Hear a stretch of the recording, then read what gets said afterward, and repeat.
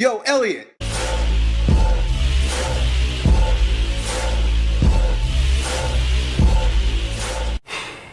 So let's begin. I think the best place to begin is by answering the question that many of you are probably asking, which is, Elliott, where the hell have you been for the past 8 months, and what the heck have you been doing? So the best way for me to approach that question is to use a metaphor for what the past 10 years have been for me in my life. Somebody asked me on my online coaching program, Elliott, I do a Q&A, and they said, Elliott, can you describe your mindset when you were first beginning your work years ago, during the phases of success that you've attained, and where you are right now? And the way I answered this question was, imagine that in the beginning, 10 years ago, I was running from the darkness. I mean, times were dark. And I think a lot of you can probably relate to it, and that's why my videos are so relatable to you, because you know what it's like to have darkness surround you. You know what it's like to be hungry, not to have, but to be striving. That striving is usually out of fear. So there has been a process of running from the fear of darkness early on in my work, early on in that 10-year period. And then, as I think it works for anybody who just keeps running, there's a period where you start to see that light at the end of the tunnel, right? And the middle phase, fear started to disappear because I saw that the light was just ahead. I think you could describe, I think that time was essentially between 2012 and 2014, early 2014. By 2014, I had come so close to the light that it began to absorb me and blind me. So if you could just take for a moment and think of that spectrum of pure darkness, running towards the light, getting towards the light, and then the light scorching you, because it's just so damn bright. Your pupils don't know what to do with it, can't absorb it, can't deflect it, you get burnt up by it. And I think that's exactly what has happened, and what you've watched, as you've watched my videos. I mean, go back to 2007 when I think I put up my very first video. You're watching a very fearful young man, right? I'm gonna turn this off. You're watching a very fearful young man trying to do the best that he can to get where he wants to be one day, because he's got dogs chomping out his ass. I was deeply in debt, and I had a family, and I'm trying to start a business. I'm trying to do my work. I'm trying to fulfill my purpose, even though I don't even know what it is. But I'm just running. A lot of you guys are like that. Run. You should run, because you shouldn't live in darkness.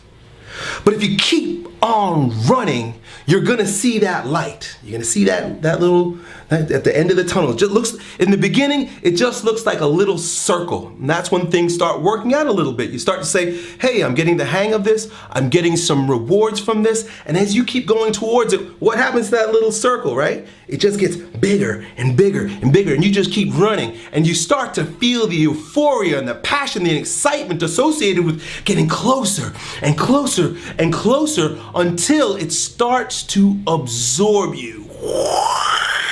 Just imagine, like, the light gets so bright that you just become absorbed by it, blinded by it, and completely disoriented, right? Because it's just too much light. If you've been in darkness, just do it at home. If you've been in darkness and you're in a dark closet and somebody flashes the light on, what happens? Right? When you first wake up in the morning, you gotta. So if you're wondering where I've been for the past 8 months, it's been a matter of me trying to figure out how to handle all of this light. Right? And that's the metaphor that I'd like to use today in describing 5 of the things that I've learned during my time off, in trying to make sense of the light, process it, deal with it responsibly. Because a part of what happens with the light is, if your ego isn't strong enough, if you don't know how to objectify it, if you don't know how to create separation between yourself and the light, you become inflated by it. You know, this is a Jungian term. I've been studying a lot of Carl Jung's work. And as I'll describe throughout these 5 things that I've learned, you know, part of what happened was I became inflated by the light. And that can be a dangerous thing because it's so luminous and so powerful that it will destroy you if you don't create separation between yourself and it, you know. And that, you know, I use the metaphor of light, but it could mean anything in the realm of success, anything in the realm of what you're seeking to achieve, you know. So I've got my phone here because I took some notes. I don't normally do this, but I wanted to make sure that I hit on these points for you guys so that this can be an informative yet educational or an entertaining video for you. So the very first thing that, the very first mistake, or I don't want to call it a mistake, but ignorance, lack of understanding about how to deal in this new phase of my development, my life. And again, I just share these things with you because I feel as if I share my stories, they'll support you as you grow stronger on your journey. You know, I don't tell you these stories because I want to brag or boast or I'm so self-absorbed that all I want to do is talk about myself. I talk about these things because my story is your story. It's our story. You know, and if you study Joseph Campbell, and this is why I talk about the hero's journey, and if you watched my my video series on Strength Camp, you know, I did that whole hero's journey thing, right? The call to adventure, the journey, and then the legacy. It's because it's a recurring motif. It's something that shows up in all mythology. It shows up over and over and over again in cross-cultural studies. It's the human story, you know, and if I share this with you and as I experience it, as a contemporary man living in the United States in this day and age, then perhaps you can glean some bits of wisdom just by the mistakes I've made. You know, it's not that I'm any smarter. I might have just some more experiences than many of you. So, in dealing with the light, the mistake or the ill or the sin that I carried was that rest is for the weak. This is a beautiful idea when you're in warrior mode. This is a beautiful idea when you're in the darkness. When you're in the darkness, rest is for the weak. It's a paradigm that supports you when shit is going bad. You can't fucking rest when there's a dog chomping at your ass, right? Some of you guys are too restful, and then your life ends up being stale. So I tell you to do things like throw away your video game machine or move out of your parents' house so that the dog is chomping at your ass. Now you can't rest. You know what I'm saying? But you know, so the paradigm associated with that is rest is for the weak. What I actually learned is that you should prepare for action while minimizing activity. In other words, manage your energy. The way that looks practically is, if you look and you notice behind me, I'm not at the gym anymore. I literally had to remove myself from the environment from which I developed myself. Being in the gym and being amongst all the people and the environment that was associated with striving and grinding didn't allow me the space to step back, be objective, meditate, read, breathe, relax, so that I could manage what is coming at me now. You see, so I literally had to change my environment, and I think that's just a principle for any of us who are going through life changes, who are going through an evolution. You can't be in the same space. You know, in the initiation process, which all cultures are familiar with in some way, shape, or form, there's a sacred space. There is a container in which you go into order to grow, or a cocoon of sorts. And the very first thing in order to manage my energy and the luminous energy moving through me, you know, you could call it cosmic consciousness or God, was that I had to create separation in space so that I could be literally humbled. You know, I couldn't be Elliott Hulse in order to allow the evolution to happen. And the fastest way to not be yourself is to change environments, right? So many of you are in high school, and then you go to college and you're a different person, right? You're not that same guy that you were in high school because the environment gave you an opportunity to change your character. I had to change my environment in order to change my character. And the environment has allowed me now to relax and not constantly have blasting rap and hardcore music in my ears, people coming to the door all the time looking for me. You know, it got a little crazy where, you know, people show up and I don't blame you guys. You want to come see Strength Camp and meet Elliott, but you know, that keeps me constantly on my toes. I'm constantly having to look out and see, you know, and do I have to prepare to entertain, you know, constantly entertaining. So there's the second one. I had to stop making videos because I can't constantly be entertaining. I could not constantly keep up the go, go, go, go. There are not too many other YouTubers that have more videos than me in our niche. The only other ones are probably the Hodge twins because they make a lot of videos. And I took that same approach and I made a lot of videos. But again, managing energy required that I stop. So you might have to stop doing the things that make you believe you are A, B, or C, you know? The thing that keeps you believing that you're a certain thing. If you think you're a baseball player and you stop playing baseball, there's going to be a challenge there because your ego construct will have to be dissolved, right? And I make videos. I had to stop making videos in order to manage my energy. So I'll continue. I have a few other things here, including regular sleep patterns, you know, making sure that I'm not getting up at 4:30 in the morning to work more. I actually have to sleep. Go figure, right? I'm a human being. I stopped weight training. So if you're wondering what I did for the past 8 months, it wasn't working out. It was doing yoga. I did yoga every single day for 8 months straight. I put a hammock. There's a hammock in my office, and I often talk about the benefits of having being rocked and lulled into rest. And I think that every warrior, and that tends to be my predominant energy, is warrior, fire, aggressive energy, needs somewhere, some space, some way of being cuddled, coddled, soothed, and rocked. You see, I rock myself. Even if you notice in a lot of my videos, I rock myself because it's soothing. But laying in the hammock is one of the ways that we can soothe ourselves and rock ourselves out of aggression. Number 2, can't do it alone. The falsehood, the sin was, I can do it, I don't need you. And that's purely a warrior's attitude. That's a purely running in the darkness, running from the darkness attitude. If you've got a dog chasing at your ass, chomping at you, you're not thinking about anybody else but your ass. Right? And that was a resourceful way of being during a particular period of time. But as the light began to absorb me, I realized, shit, I can't handle this by myself. I need help.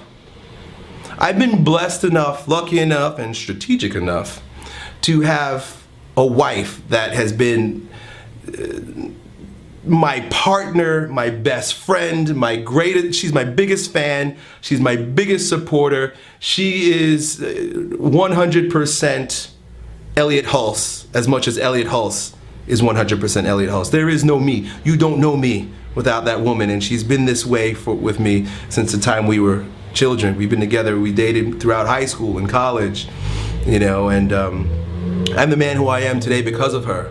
But I realized that I needed to invite more people into my life in an intimate way. And as you've probably realized through the Strength Camp videos, that I'm surrounded by lots of very fascinating people now. I'm surrounded by a lot of a huge support staff.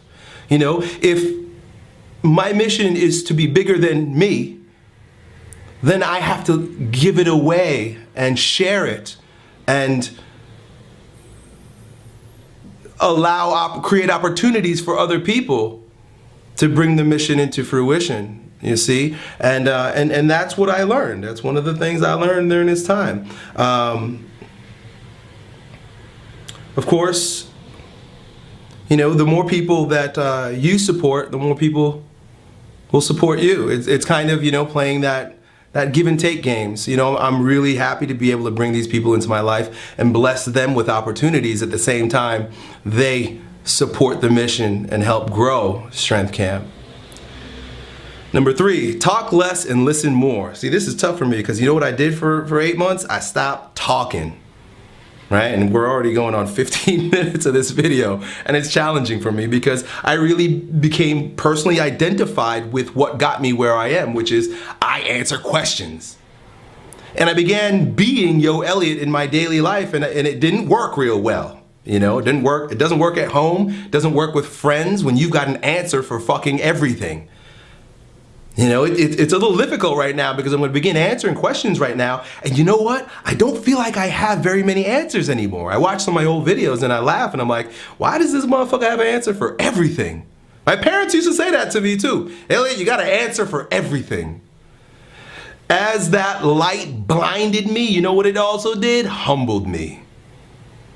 It humbled the Elliott Hulse construct, the ego configuration that ran towards it. It obliterated it. I'm still trying to pick up the pieces and figure out how to manage this thing because I love wisdom, I love sharing, I love fitness, I love making these videos. But quite frankly, guys, I don't have an answer for as many of the things as you've been asking me. I listen to myself asking the questions in the videos that I used to make and then giving an answer, and I'm like, why the fuck did I answer that? Because I'm just talking for the sake of talking. And maybe that's what I do. Maybe I just talk for the sake of talking and stuff just comes out of my mouth. So is it right? I don't know. Is it wrong? I don't know. But one thing for sure is I don't know. And that's been a process, has been a part of the infantile grandiosity, the inflation of believing that I was the ego construct of Elliott Hulse. You know, that was a tool, and I kind of understood it too. I've made videos where I said I'm not Elliott Hulse. Because I understood, I knew at a primordial level that fuck, I'm developing and growing into an ego construct that will have to destruct, it will have to be fragmented at some point in order for me to grow and for me to become the next evolution of whatever it is that cosmic consciousness or God is moving through me, right? God is dynamic. The universe is dynamic, constantly moving. Your physical body is dynamic. You're not who you were yesterday, physiologically either. All of your cells are constantly in motion, they're constantly in flux. If we get attached at any point to one version of ourselves, we're defying God. We're not going with the Tao, if you will. You know, so it's a matter of letting go and not believing that you are what you think you are today. I am not Yo Elliott. Number 4, create and commit to life-building daily rituals. So the false idea was do big things. You do big things. And I think this is a cultural, our young people think that you can get success by doing big things. I'm gonna do big shit right now. I'm telling you right now that it's not a matter of doing big things. It's a matter of doing the little things in a right way every single day. Again, you know, I share these things not because I know, I share these things because I've experienced. And I can tell you right now that doing big things burns you the fuck out and it's unsustainable. Have a grand vision, have a big idea, but do little things every single day in a very long-term manner. So some of the things that I've had to commit to is, again, yoga. You know, yoga isn't doing big things because weight training is doing big things. Lifting a 400-pound log over your head is doing big things. Doing downward dog and sun salutations is not doing big things. It's doing little things. And I did it every single day as a ritual. I think that's really the magic word here. Also with nutrition, you know, I got to be completely honest, you know. I even said to you in the past, don't take too much nutrition advice from Elliott Hulse because I am a binger. I'll do a binge diet and get the results I want, then watch my videos again. It only takes, the proof is in the pudding. Just watch somebody and you know what's going on. You know, I got videos where I look like this. I got videos where I look like this. What's going on with that guy, right? Because I binge, I get huge and I get skinny. And over the course of the past 8 months, I've been working with a nutrition coach specifically to get myself on a diet that's long-term and sustainable. I hired him for 6 months and I'll probably work with him for another 6 months. Because like I've even said, it's long-term, take a year.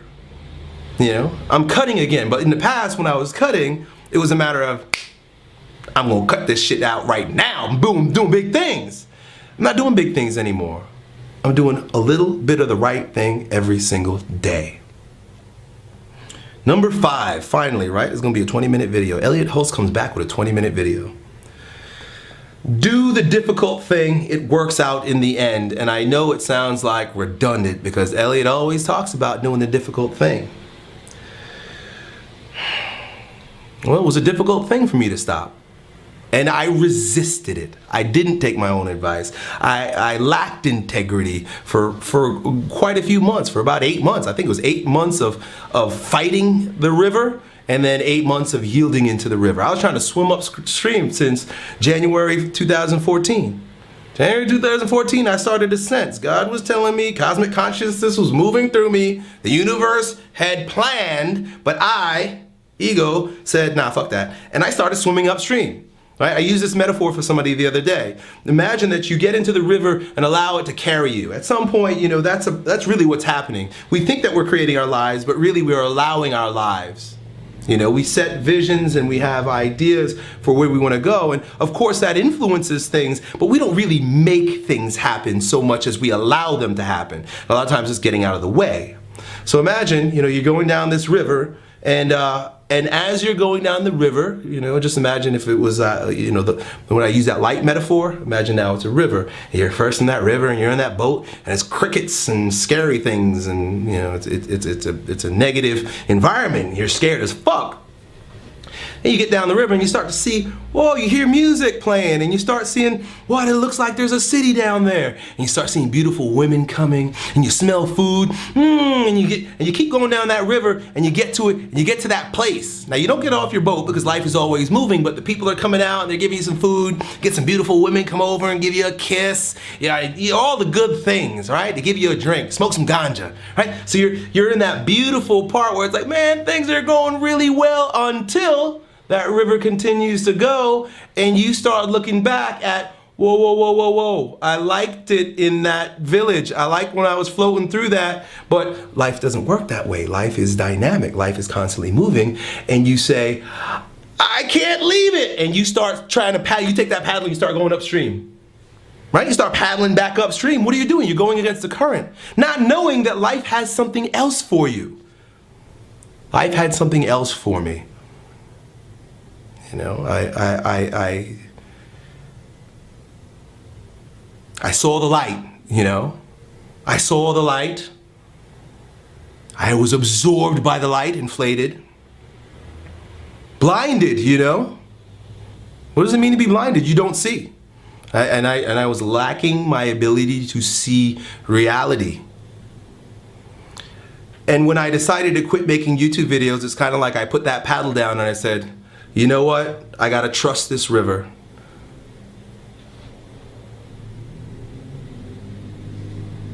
And it took me. And I can tell you that all of our pain comes from trying to paddle uphill. All of our pain comes from attaching ourselves to the things that, to the character that we think we are, and to the things that we think we own. When the reality is that life is found in yielding to the river and allowing it to take you on the adventure that it wants you to have.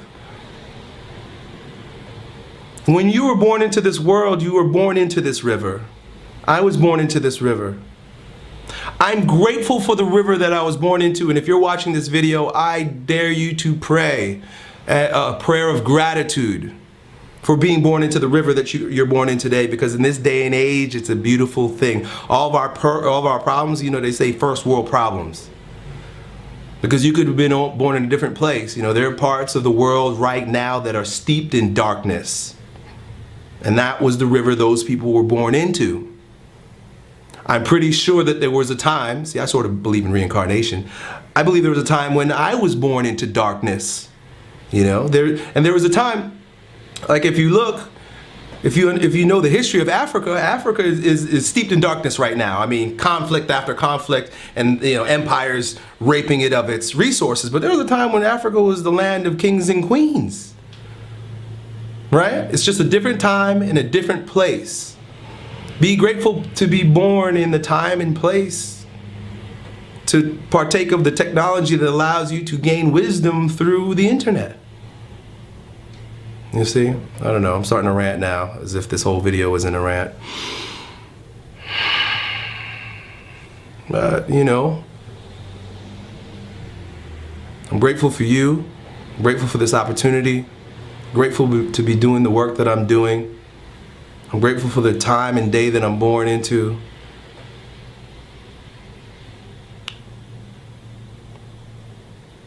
And I trust that all the experiences that I have and all the experiences that you have are for the collective good. And if you're in pain right now, today, if you're in darkness, or if your whole life is steeped in darkness, keep going. There's always a light at the end of the tunnel. And if you're absorbed with light, and if things are good, be grateful, because the light always dims at some point. Done. Yo, Elliott,